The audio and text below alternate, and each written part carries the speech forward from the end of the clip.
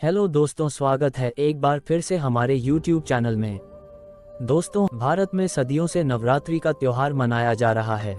देश के अलग अलग हिस्सों में अलग अलग तरीकों से नवरात्रि के पर्व को मनाया जाता है।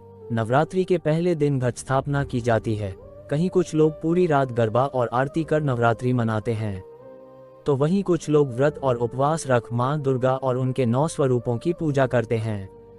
लेकिन नवरात्रि का पर्व क्यों मनाया जाता है, इसके बारे में कम लोगों को पता होगा। तो चलिए आज हम आपको बताते हैं कि नवरात्रि का पर्व क्यों मनाया जाता है। पौराणिक कथाओं के अनुसार एक बार एक असुर था जिसका नाम महिषासुर था। वो ब्रह्म ऋषि कश्यप और दनु का पोता और रंभ का पुत्र तथा महिषी का भाई था। महिषासुर लोगों के बीच एक धोखेबाज राक्षस के रूप में जाना जाता है, जो अपना आकार बदलकर बुरे कार्य किया करता था।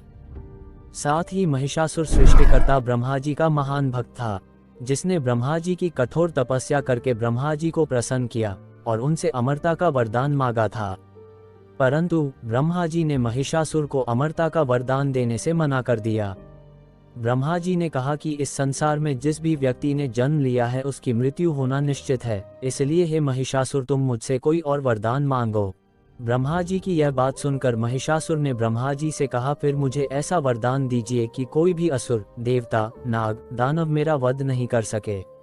महिषासुर हमेशा से ही एक स्त्री को अबला व कमजोर समझता था, इसलिए महिषासुर ने कहा कि मेरी मृत्यु केवल एक स्त्री के हाथों से ही होए। यह वरदान पाकर महिषासुर ने तीनों लोगों पर तबाही मचाना शुरू कर दिया। महिषासुर बाद में स्वर्ग लोक के देवताओं को परेशान करने लगा और पृथ्वी पर भी उत्पात मचाने लगा। उसने स्वर्ग पर एक बार अचानक आक्रमण कर दिया और इंद्र को परास्त कर स्वर्ग पर कब्जा कर लिया तथा सभी देवताओं को वहां से खदेड़ दिया।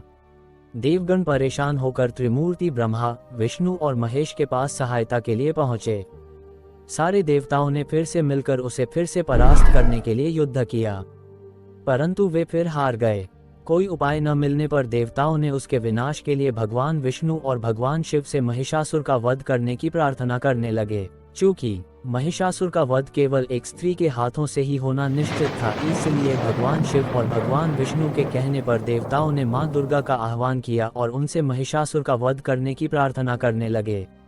देवताओं द्वारा बार बार मां दुर्गा से प्रार्थना करने पर मां दुर्गा ने देवताओं की विनती को स्वीकार किया और फिर मां दुर्गा ने महिषासुर का वध करने के लिए मां दुर्गा ने महिषासुर के साथ युद्ध किया था। कहा जाता है कि यह युद्ध पूरे 9 दिनों तक चला था। आखिरकार मां दुर्गा ने 10वें दिन महिषासुर का वध कर दिया था। दोस्तों, हम आप सभी को बता दें कि इसी उपलक्ष्य में हिंदू भक्तगण 10 दिनों का त्योहार दुर्गा पूजा मनाते हैं और 10वें दिन को विजयादशमी के नाम से जाना जाता है, जो बुराई पर अच्छाई का जीत का प्रतीक है।